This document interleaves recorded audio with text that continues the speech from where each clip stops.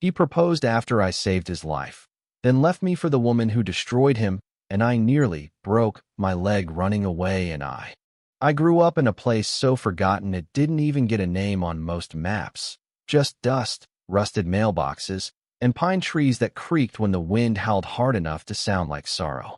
There were three of us kids stuffed into a house that leaned slightly to the left, like it had long given up trying to stand tall.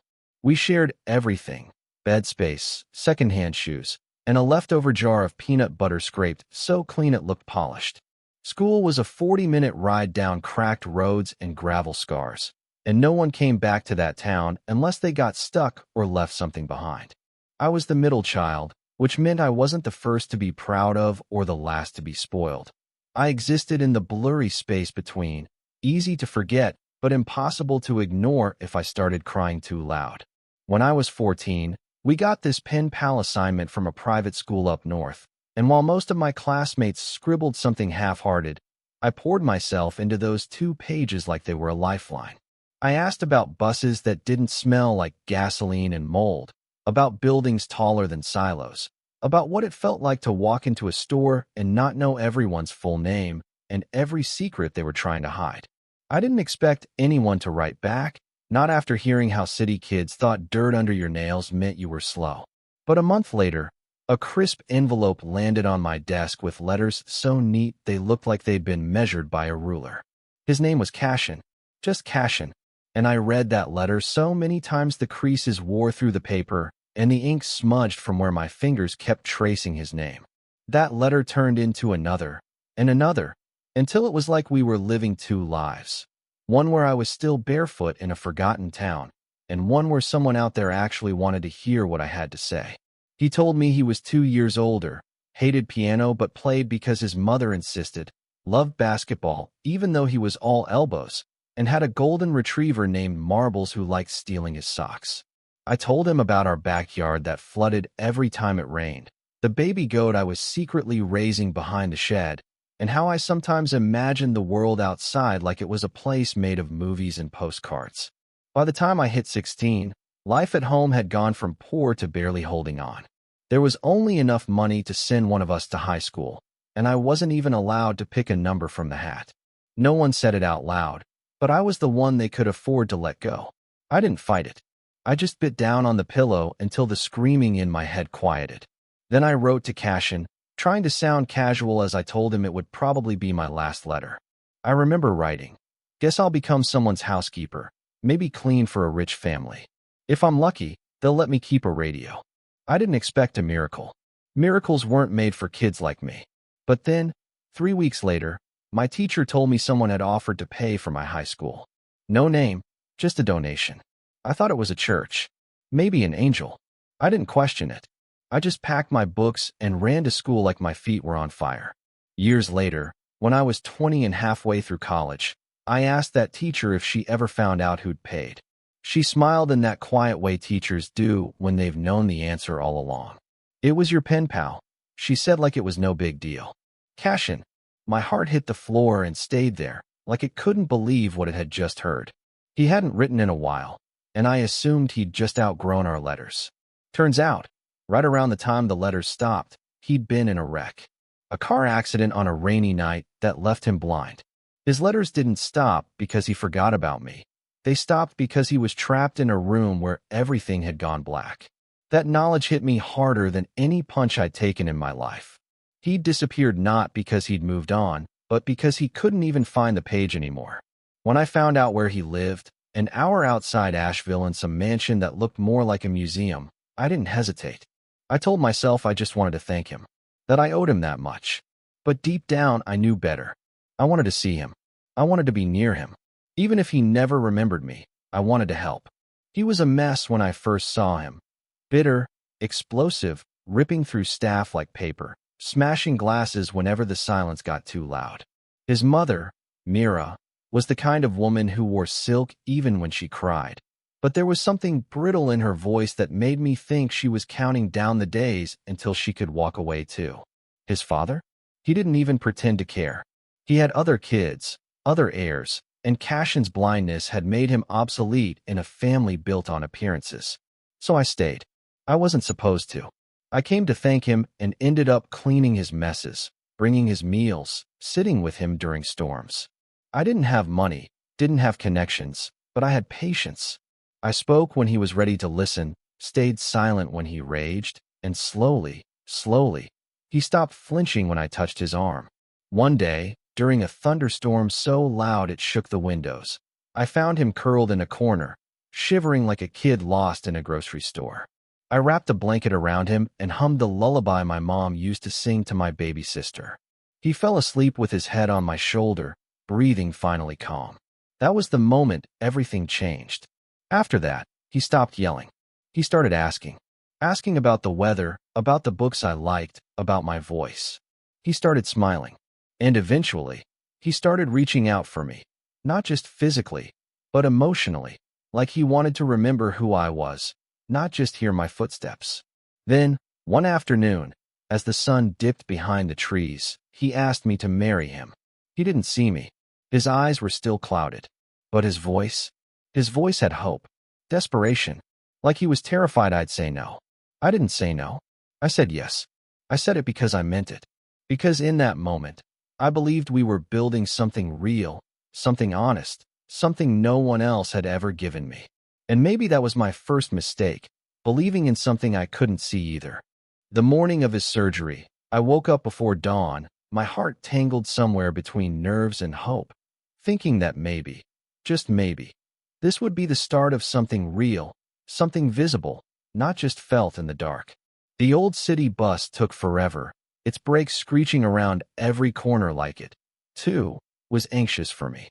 I clutched my bag to my chest and watched the streets blur past, whispering to myself that this was going to be the day I'd finally be seen. But fate always has a habit of showing up when you're most unprepared, and somewhere between the second transfer and the final stop, I fell asleep with my forehead against the glass. When I woke up, the bus had emptied and I was nowhere near the hospital. Panic shot through me like a match to dry paper. I scrambled for a cab, paying more than I could afford, the driver grumbling about morning traffic as if my whole life wasn't unraveling in the back seat. When I finally got to the hospital, I rushed through those sterile halls, heart pounding like it could force time backward. But I was too late. There he stood, Cashin, beaming, eyes bright, his hands cradling someone else's. Arden. Her blonde hair shimmered like it had been polished by the gods themselves. She was laughing, soft and triumphant. As he dropped to one knee with a ring I recognized only because I'd seen it in a velvet box hidden in his drawer. "Thank you for taking care of me," he said, his voice filled with that warmth I thought was mine. "These past 3 years, you saved me." My breath caught mid-step. I couldn't move, couldn't blink, couldn't understand how the world had flipped itself over in a matter of seconds. Arden's face betrayed a flicker of confusion, brief and sharp, before she masked it with a look of dreamy astonishment, the kind you see in magazine spreads and movie trailers. Only she knew that wasn't her story he was telling. Only she knew she hadn't earned the scars that softened his voice or the wounds that taught him to smile again. I took one step forward, ready to speak, to correct it all, to reclaim what I thought was mine. But then Mira appeared beside me like a ghost summoned by silence, her perfume sharp enough to sting. She didn't look surprised to see me, didn't even flinch. "Walk with me," she said, her tone gentle but firm, already steering me away before I could speak. Outside the room, under the harsh glow of a hallway light, she turned to me with the kind of calm that came from years of calculated decisions. "You and Cashin," she said softly, "come from 2 different worlds. And if it hadn't been for his accident, your paths never would have crossed." I wanted to argue, wanted to scream that love had no caste system, no ladder of bloodlines or bank accounts. But my throat closed around the truth. She was right. If he'd never gone blind, I would have never made it through that gate. Mira continued, voice like a scalpel. "If he realizes the truth before the wedding, I won't stand in the way.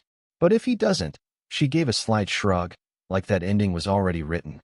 Back in the hospital room, Arden was leaning into him with that same sugary cruelty she'd once used to crush his sunglasses beneath her heel. I remembered that day like it was burned into my spine. how she'd laughed at him in front of everyone, called him a dog, then walked away as if nothing human had been broken.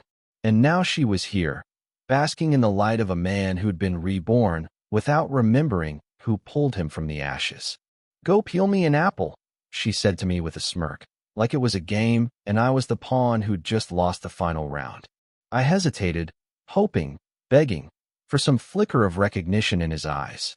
But Cashin turned to me, brows lifted in casual indifference. "She's the maid my mother hired," he said to Arden, like I was furniture. "She's reliable." That word sliced deeper than I expected. Reliable. Not unforgettable. Not irreplaceable. Just useful. I peeled the first apple with shaking hands, trying to focus on the sound of the blade scraping against the skin instead of the ache in my chest. Arden inspected it, nose wrinkling like I'd handed her something rotten. "Have her put gloves on," she whined.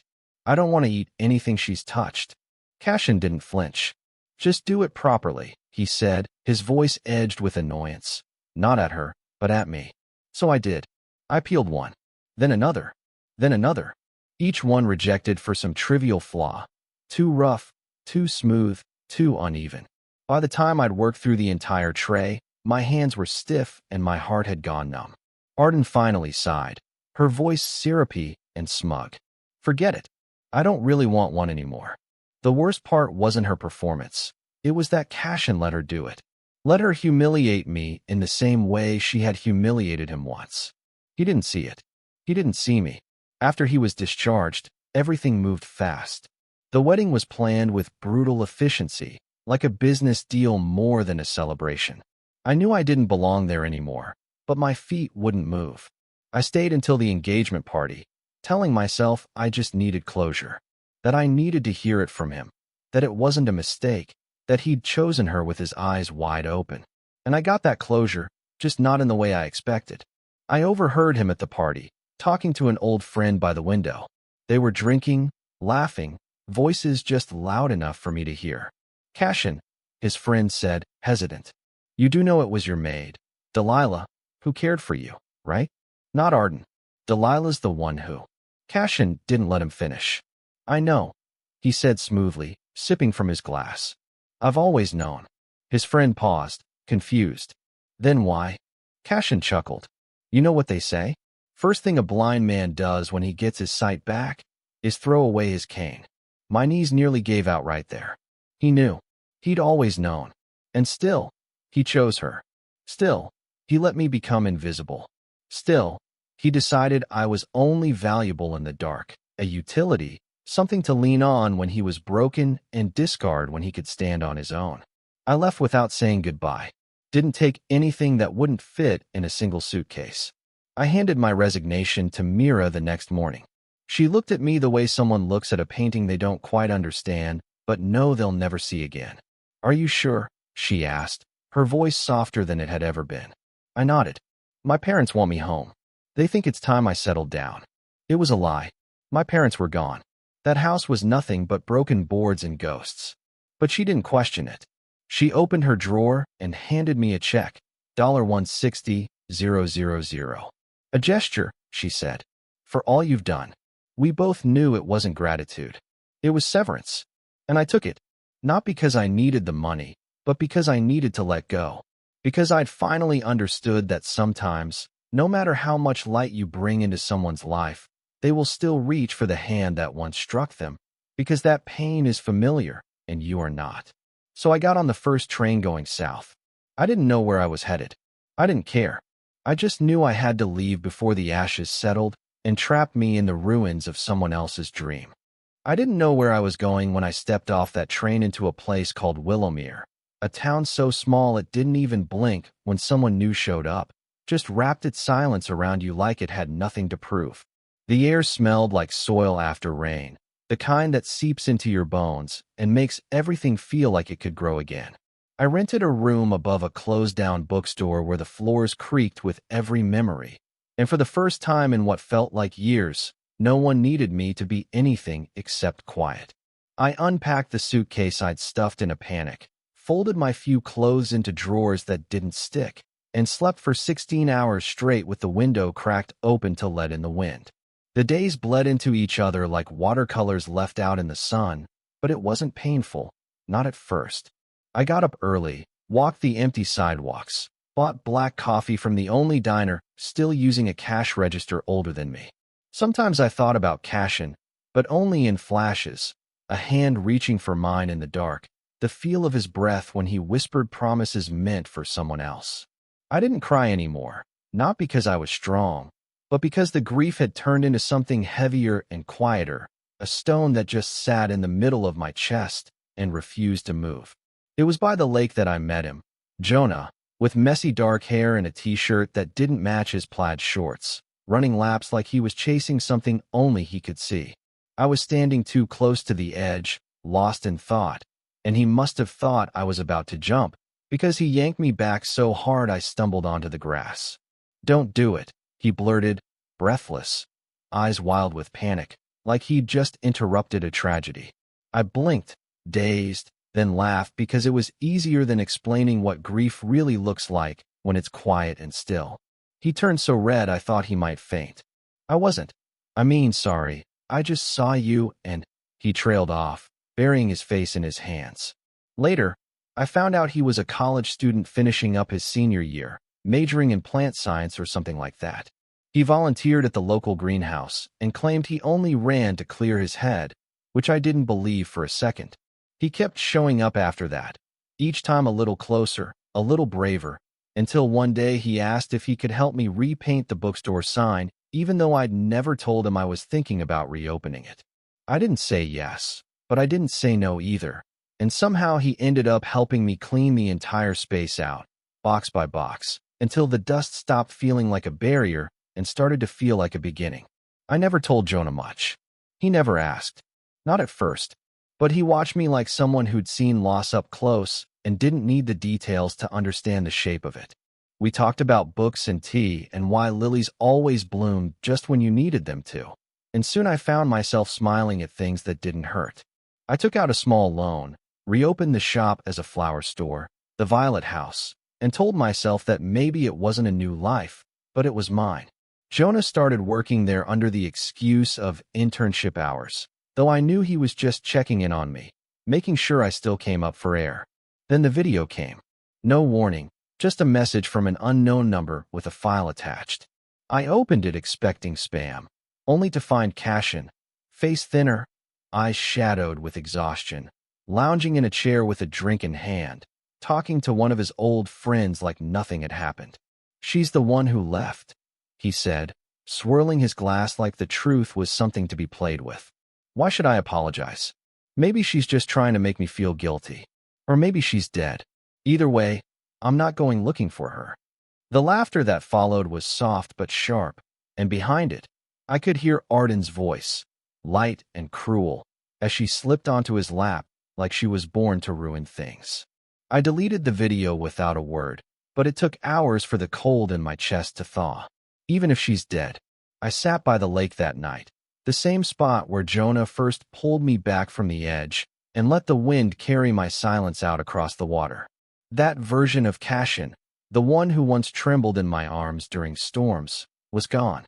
Maybe he never existed. Maybe I'd invented him out of loneliness and hope.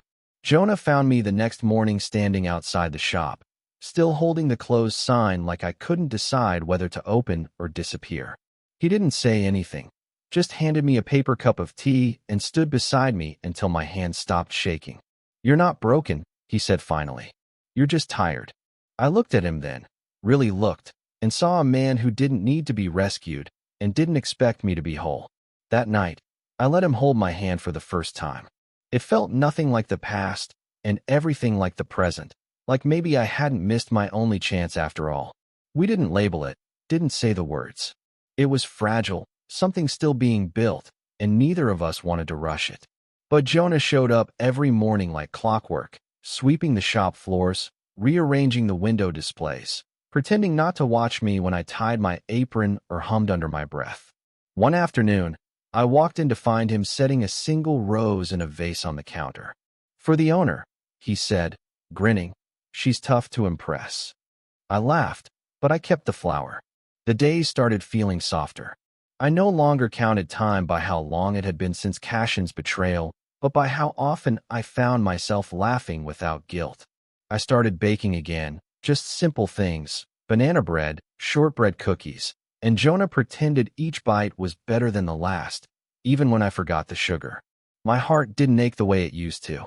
It still had scars, but they weren't bleeding anymore.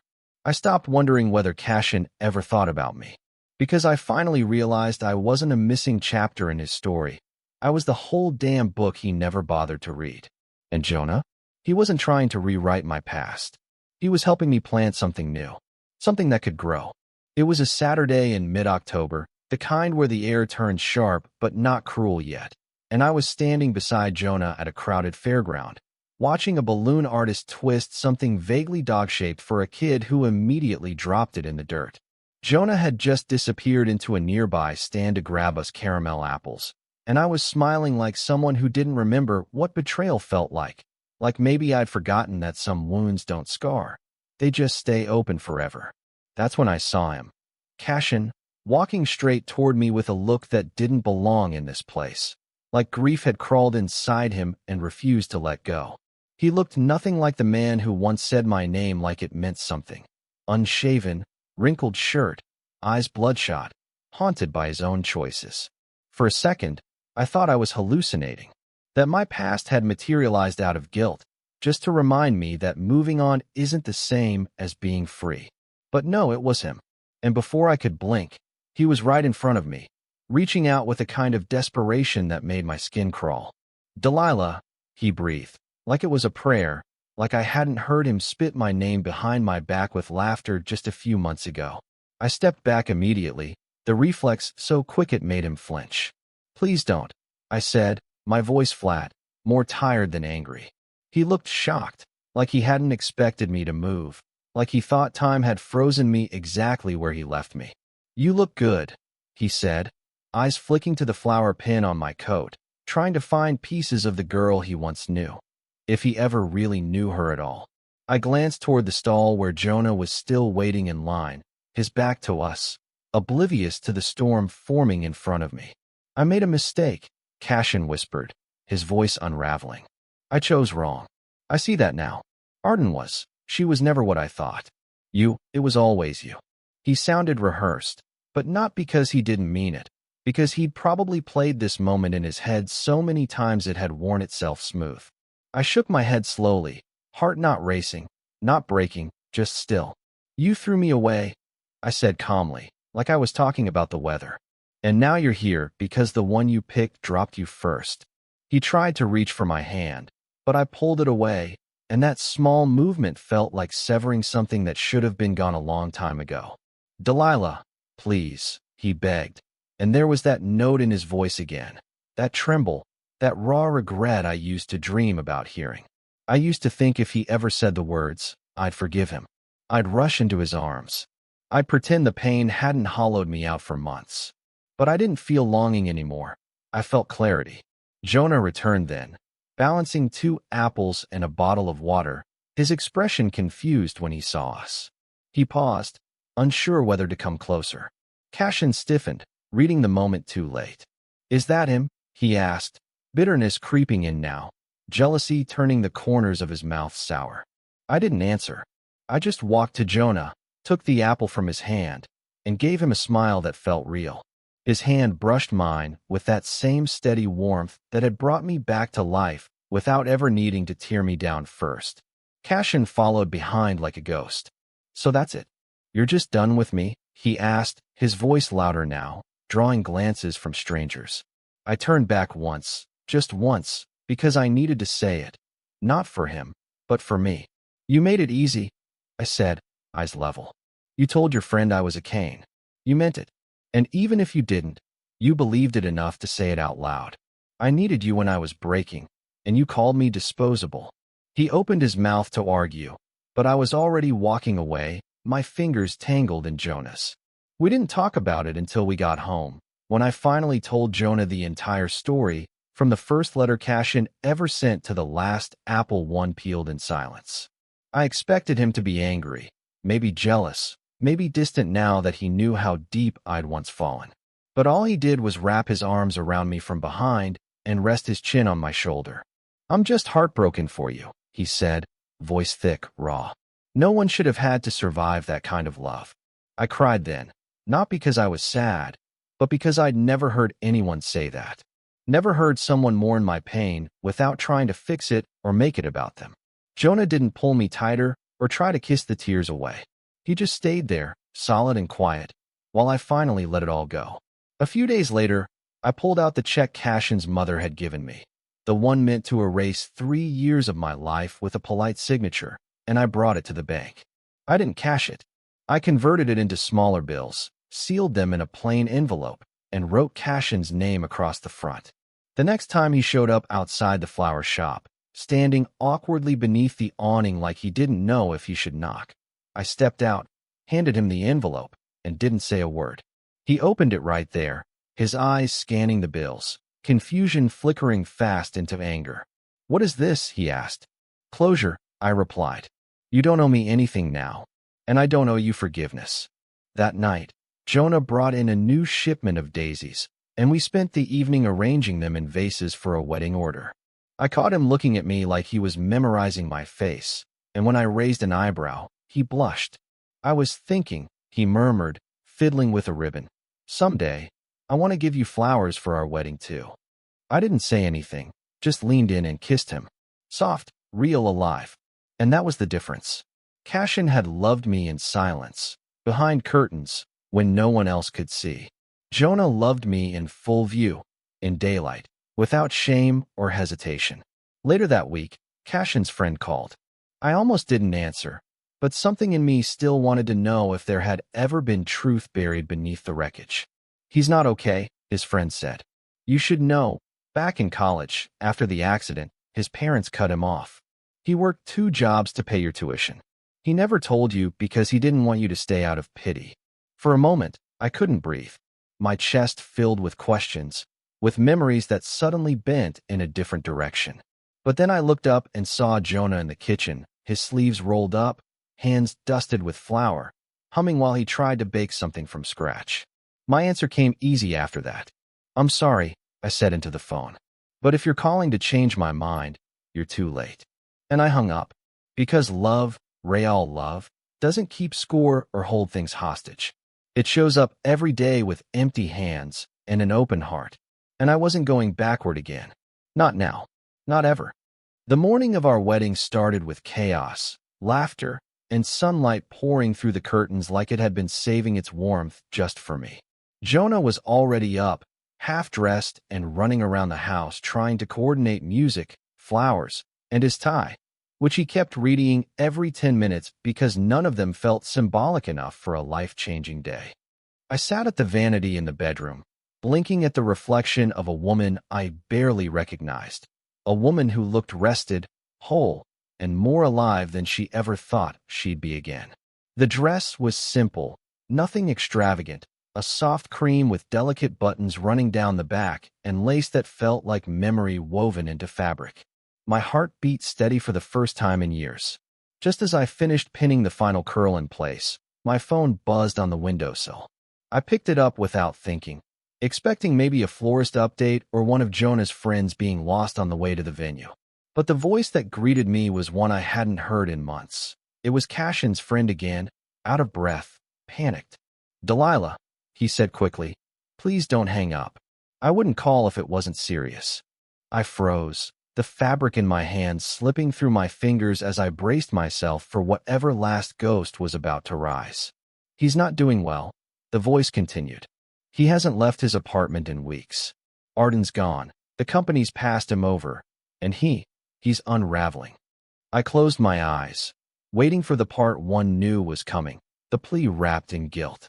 And there it was. "You were the only real thing in his life. You have to understand, he made mistakes, but he loved you." Back in college, when his parents cut him off, he worked 2 jobs to keep sending money for your tuition. He never told anyone. He just did it. Because he believed in you. My throat tightened, breath catching somewhere between disbelief and something dangerously close to sympathy. I never knew that. I never would have guessed that beneath the silk shirts and sharp words was a boy scraping plates in a restaurant or writing code late into the night just so I could keep going. But if that was love, it came wrapped in too many conditions, too much silence, too much pride to ever feel safe. I looked down at the ring Jonah had given me, a thin gold band with a sapphire we picked out together in a pawn shop 2 towns over, and realized I already had the kind of love I used to dream about. "I'm sorry," I said, my voice flat but not unkind. "You should be calling a therapist, not me."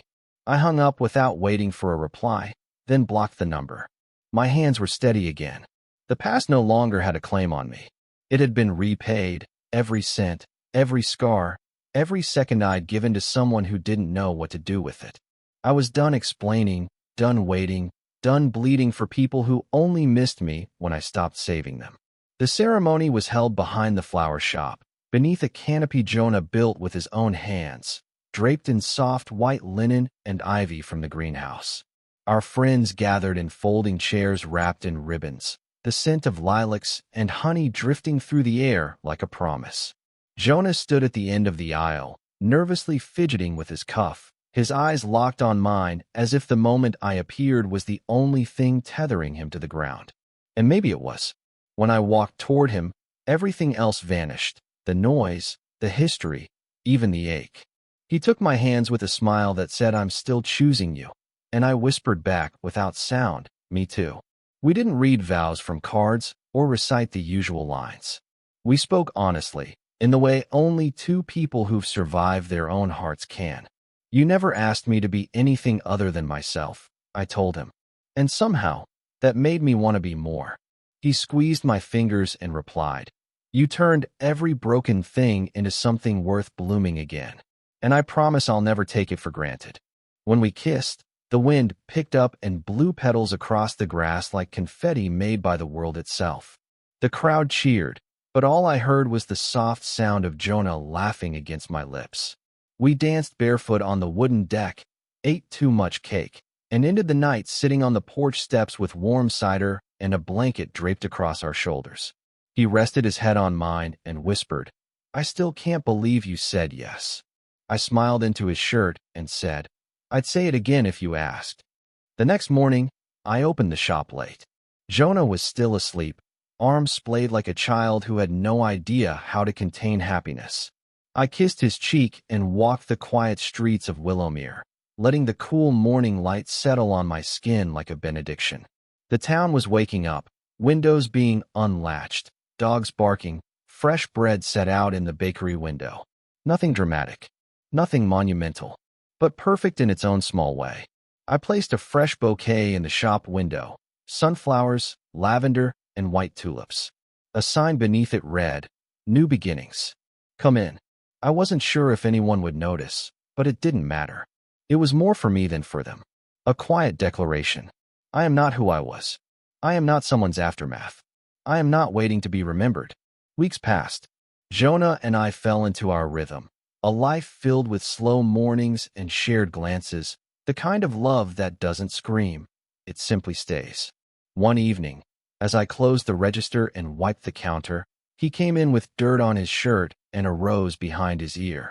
"I tried to grow one of your favorites," he said proudly, handing me the slightly crooked flower. "It's lopsided, but it's ours." I laughed, tucked it into a glass jar, and kissed him like it was the first time. Later that night, curled up in bed with the window open and his heartbeat steady beneath my cheek, I thought about everything that had brought me here.